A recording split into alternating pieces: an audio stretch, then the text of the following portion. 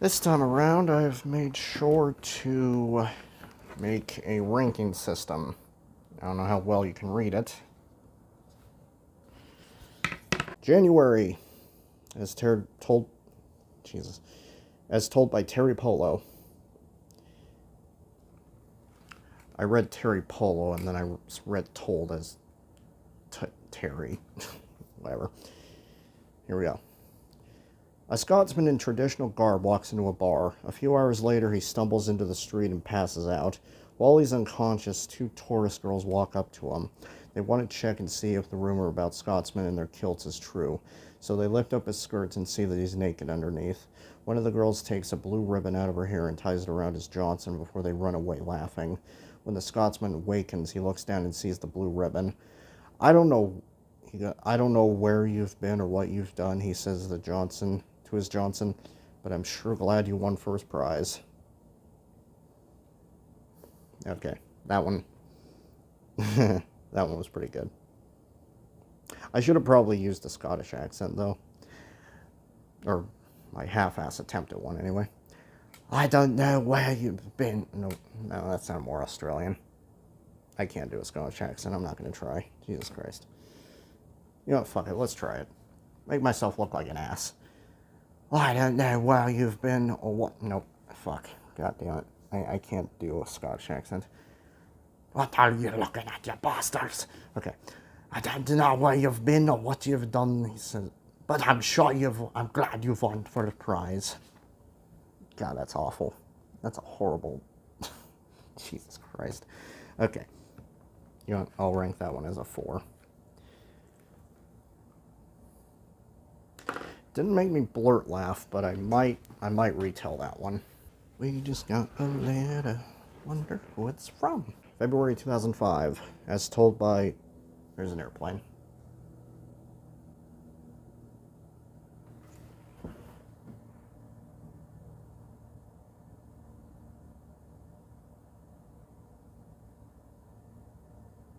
Is it still there? I don't know. As told by Natasha Malth. I assume I'm saying that right. A city boy moves into a house way out in the country and introduces himself to his new neighbor. Hey neighbor, he says. The guy says. The neighbor says, welcome. I already know this joke because they told it on Mad Men. Welcome. There's going to be a huge party tonight. There's going to be some drinking, some fucking, and some music and some fighting. And perhaps some dancing. Great, says the city boy. Who's going to be there?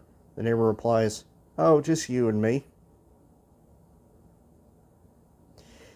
Yeah, I think how Mad Men did the joke, I think it was a lot better. Or maybe that's just because I read it that way first. I want to show you something real quick. Look at it outside. Man, isn't that beautiful? Gosh dang. For the record, I had to give that one a 5 because not only have I already laughed at that joke before, but I've retold it on several occasions. March 2005, as told by Carrie Russell. Hey, I know that name. A guy sees a sign that says volunteers needed for medical experiment, $500 fee. So he goes in and they tell him they need humans to mate with gorillas. The guy thinks about it for a second, then says, I'll do it under 3 conditions. 1, no one can find out that I did this. 2, if there are any offspring, they should be treated humanely. 3, I'm going to need to come up with the $500. To a slight degree, I could tell what the punchline was just by the words $500 fee. I could tell there was going to be that error in communication. I don't know. I'll give it a 3. April 2005. As told by Jennifer Esposito. I wonder if that's of any relation to Giancarlo Esposito. Probably not, right? I don't know. A blonde goes into an electronics store and asks, how much is this TV? The salesman says, sorry, we don't sell the blondes. So she dyes her hair and comes back as a brunette. How much is this TV? She asks. Again, the salesman says, I'm sorry, we don't sell the blondes. A few weeks later, she goes in as a redhead, but again, he announces, we don't sell the blondes. Finally, she says, my hair is red. How do you know I was really a blonde? The salesman says, because it's not a TV, it's a microwave. Alright, that one's pretty good. I'll give that one a 3. May 2005. As told by Sharon Fu, rocker. Bono and guitarist The Edge are in a plane crash and end up standing in front of God, who is seated on his giant white throne. God asks them the same question. First he turns to The Edge. Edge, tell me what you believe in. He responds, I believe in Gibson guitars and in the fact that the world would be a much better place if we were alive to make more U2 records. God tells The Edge to take a seat at his right.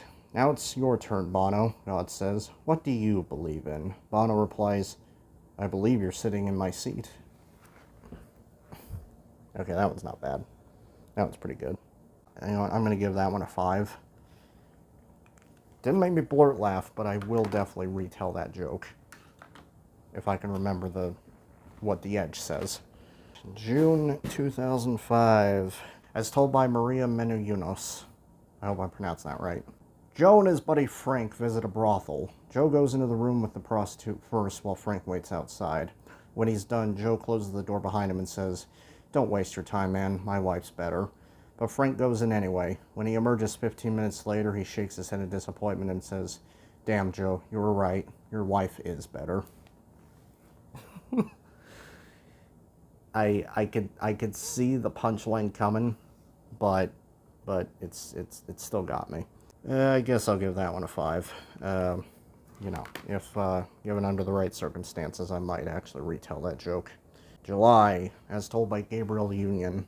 This one's a real short one, almost a one-liner. What has 75 balls and screws old ladies? Bingo. Okay, that one's not bad. It's not funny. I mean, it's kind of funny. I don't know, how would I rank that? Because it's like, it is not bad. I mean, it is, you could retell it. It's simple enough to retell, but also it's... Man, that one's... Yeah, that one's tough.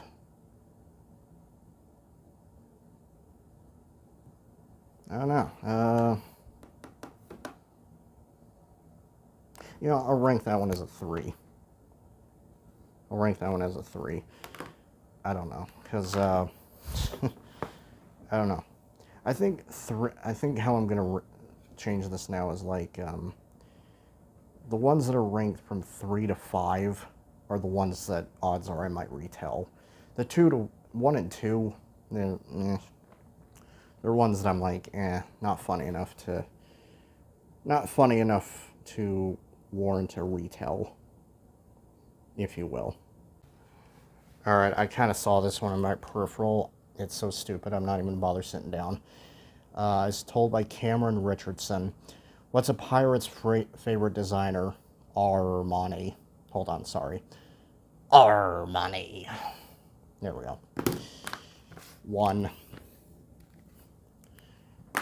Such a elementary school joke. September 2005. Let's do this. Hold on a second.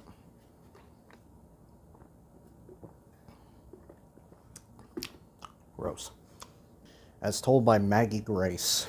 2 guys, Jimmy and Johnny, stand at Heaven's Gate waiting to be interviewed by St. Peter. Jimmy, how'd you get here? Johnny, hypothermia. You? You won't believe it. I thought my wife was cheating on me, so I came home early one day hoping to catch the guy. I accused her of being unfaithful and searched the entire house without any luck.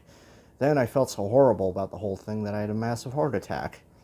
Johnny, oh man, if you'd only checked the walk-in freezer, we'd both be alive. Wow, what the fuck was that? Not the joke, that sound I made. What the fuck was that? Let me reread that punchline, because now I can't even... Oh my god. Johnny says, oh man, if you'd only check the walk-in freezer, we'd both be alive. I don't think I can warrant... I don't even think I can warrant a take 2 on that. I don't know, maybe if it's awkward enough, I'll edit it out. I probably won't. I don't know, that whole heart attack thing, that was pretty funny, so I guess I'll give it a 4. October 2005. As told by Kelly Gardner. That name sounds a little bit familiar. What did the banana say to the vibrator? What are you shaking for? She's going to eat me. Let me reread that. What did the banana say to the vibrator? What are you shaking for? She's going to eat me. I don't know, there's so many ways you could say that.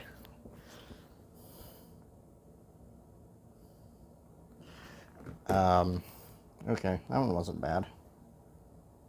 I'll give that one a 3. November 2005. As told by Lenore Varela. I wonder if that's the same woman from earlier. Or if it's a different woman. A man sits alone on the couch with his soon-to-be mother-in-law and the family dog. The man is so nervous that his stomach begins to hurt and he accidentally lets out a little gas. He's horrified until the mother-in-law yells, "Rocco!" And the man thinks she thinks it's the dog. Or the man thinks she thinks it's the dog. So he lets another one rip, and the mother-in-law yells, "Rocco!" again.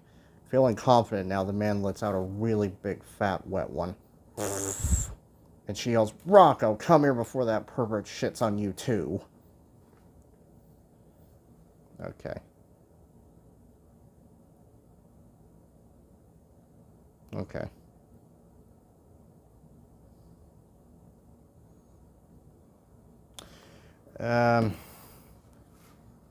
Not really a fan of fart humor, sadly. So, I'm going to give that one a 2. In my mind. December 2005. The home stretch. Home stretch, baby. Alright.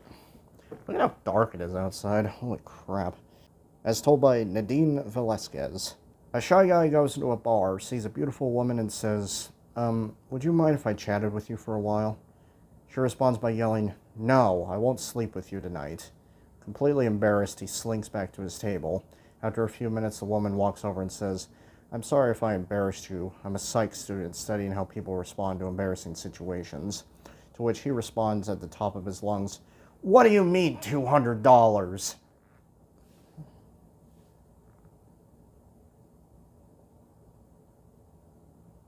Yeah, that one's not bad.